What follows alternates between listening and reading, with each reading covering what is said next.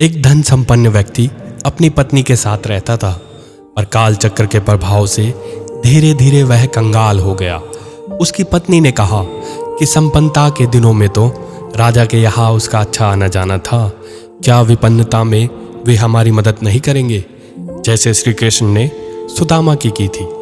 पत्नी के कहने पर वह भी सुदामा की तरह राजा के पास गया। द्वारपाल ने राजा को संदेश दिया कि एक निर्धन व्यक्ति आपसे मिलना चाहता है और स्वयं को आपका मित्र बताता है। राजा भी श्री कृष्ण की तरह मित्र का नाम सुनते ही दौड़े चले आए और मित्र को इस हाल में देखकर द्रवित होकर बोले कि मित्र बताओ, मैं तुम्हारी क्या सहायता कर सकता हूँ। मित्र ने सकुचाते हुए अपना हाल कह सुनाया। हाल सुनकर राजा बोले, चलो मैं तुम्हें अपने रत्नों के खजाने में ले चलता हूँ, वहां से जी भरकर अपनी जेब में रत्न भर के ले जाना, पर तुम्हें केवल 3 घंटे का ही समय मिलेगा। यदि उससे अधिक समय लोगे तो तुम्हें खाली हाथ ही बाहर आना पड़ेगा। मित्र ने कहा, ठीक है चलो। वह व्यक्ति रत्नों के भंडार और उनसे निकलने वाले प्रकाश की चकाचौंध देखकर हैरान हो गया, पर समय सीमा को देखते हुए उसने भरपूर रत्न अपनी जेब में भर लिए। वह बाहर आने लगा तो उसने देखा कि दरवाजे के पास रत्नों से बने छोटे बड़े खिलौने रखे थे, जो बटन दबाने पर तरह तरह के खेल दिखाते थे।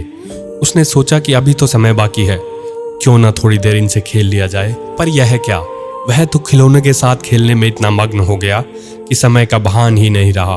उसी समय घंटी बजी, जो समय सीमा समाप्त होने का संकेत था, और वह निराश होकर खाली हाथ ही बाहर आ गया।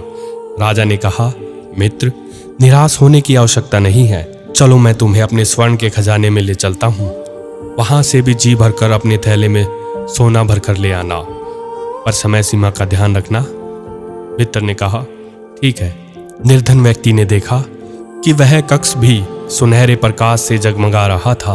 उसने शीघ्रता से अपने थैले में सोना भरना प्रारंभ किया। तभी उसकी नजर एक घोड़े पर पड़ी, जिसे सोने की घाटी से सजाया गया था।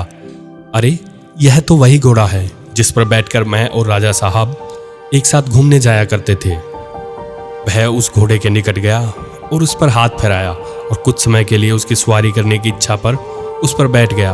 पर यह क्या, समय सीमा समाप्त हो गई और वह अभी तक सवारी का ही आनंद ले रहा था।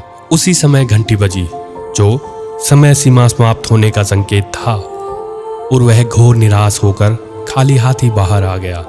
राजा ने कहा, मित्र निराश होने की आवश्यकता नहीं है, चलो मैं तुम्हें अपने रजत के खजाने में ले चलता हूँ, वहां से जी भरकर चांदी अपने झोले में भर कर ले जाना, पर समय सीमा का ध्यान रखना। मित्र ने कहा, ठीक है।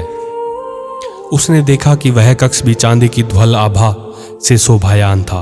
उसने अपने झोले में चांदी भरनी आरंभ कर दी।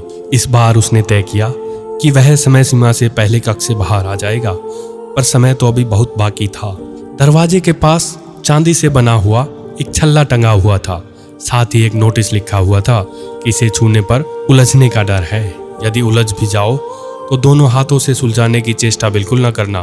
उसने सोचा कि इसमें ऐसी उलझने वाली बात तो कोई दिखाई ही नहीं देती, बहुत कीमती होगा, तभी बचाव के लिए लिख दिया होगा।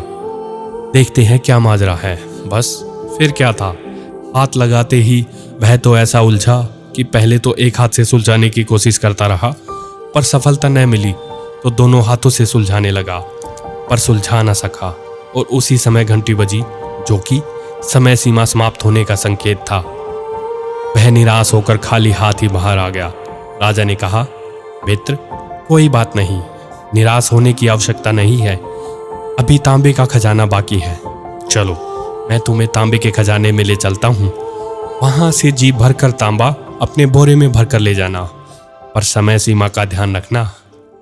गरीब आदमी ने फिर कहा, ठीक है महाराज, मैं तो जेब में रत्न भरने आया था, पर बोरे में तांबा भरने की नौबत आ गई है। थोड़े तांबे से काम तो नहीं चलेगा। उसने कई बोरे तांबे के भर लिए। भरते भरते उसकी कमर दुखने लगी, लेकिन फिर भी वह काम में लगा रहा। विवश होकर उसने आसपास सहायता के लिए देखा। एक पलंग बिछा हुआ दिखाई दिया। उस पर सुस्ताने के लिए थोड़ी देर लेटा तो उसे नींद आ गई, और अंत में वहां से भी वह खाली हाथ ही बाहर आ गया। क्या इसी प्रकार हम भी अपने जीवन में अपने साथ कुछ नहीं ले जा पाएंगे। बचपन खिलौनों के साथ खेलने में, जवानी विवाह के आकर्षण में और गृहस्थी की उलझन में बिता दी। बुढ़ापे में जब कमर दुखने लगी तो पलंग के सिवाय कुछ न दिखा। समय सीमा समाप्त होने की घंटी बजने वाली है। संत कहते हैं, सावधान सावधान, यूं ही आता रहा यूं ही जाता रहा, लख 84 के चक्कर लगाता रहा। क्यों ना पहचान पाया तू श्वासों का मोल, जीवन का मोल, अपना हीरा जन्म क्यों गवाता रहा। बंदे अब तो जाग, बंदे अब तो जाग।